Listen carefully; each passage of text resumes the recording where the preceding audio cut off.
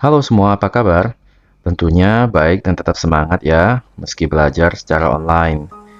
Nah, minggu ini Bapak akan menjawab pertanyaan-pertanyaan kalian pada minggu lalu. Semoga kalian puas dan semakin paham tentang bimbingan dan konseling. Oke, kita mulai dengan pertanyaan pertama adalah, Pak mau tanya, apakah di perpustakaan ada buku tentang pelajaran Mandarin? Ya, ada, tetapi sangat terbatas ya. Pertanyaan kedua, apakah Bapak punya hobi? Hobi apa? Oke. Hobi Bapak adalah membaca, nonton, menulis, berkebun, olahraga. Oke. Pertanyaan ketiga, sejak kapan Bapak jadi guru BK? Bapak jadi guru BK sejak tahun 2009. Tapi kalau jadi guru, sejak tahun 2002. Pertanyaan keempat adalah, hambatan apa saja yang dialami dalam pelaksanaan bimbingan atau konseling?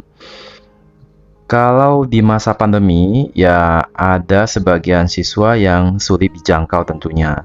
Tapi kalau hari-hari biasa, sudah tatap muka, sementara belum ada hambatan. Pertanyaan kelima, bagaimana Bapak membimbingnya kalau ada murid yang sering bolos sekolah? Oke, tentunya yang pertama adalah Bapak mengumpulkan informasi tentang siswa tersebut, kemudian melakukan pendekatan, dan tentu semua yang dilakukan sesuai dengan yang tertuang dalam tata tertib sekolah. Ya. Selamat siang Pak, bagaimana kalau siswa menyontek? Ini tentu ada penanganan khusus dari guru yang bersangkutan, juga dari wali kelas, dan kalau dari Bapak sendiri juga tentu sesuai dengan tata tertib sekolah dan juga menggunakan pendekatan-pendekatan dalam bimbingan dan konseling. Saya punya pertanyaan, apakah Bapak masih mengajar di kelas yang sama di tahun depan? Oke, jawabannya belum tentu karena pembagian tugas bisa saja berubah.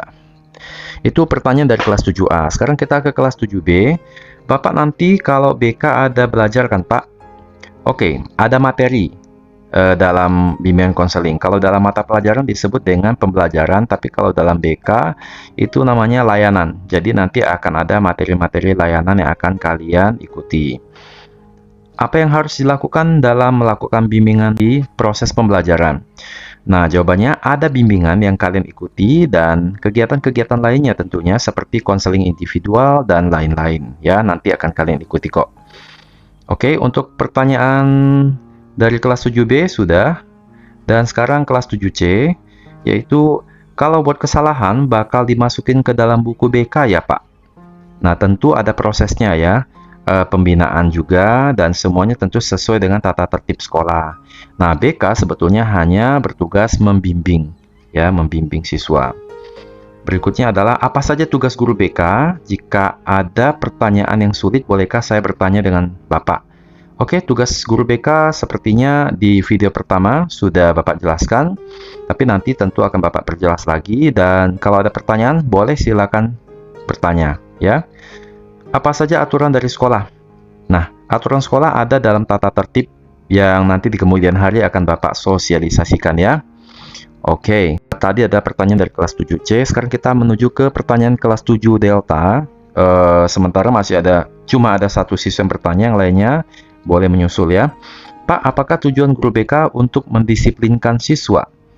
Nah, tujuan BK adalah membantu siswa mencapai tugas-tugas perkembangan secara optimal sebagai makhluk Tuhan, makhluk sosial, dan makhluk pribadi, sehingga peserta didik atau siswa bisa meraih kebahagiaan hidup. Nah, demikianlah beberapa pertanyaan yang kalian ajukan di minggu sebelumnya, dan Bapak berusaha untuk menjawab semaksimal mungkin untuk di pertemuan kali ini.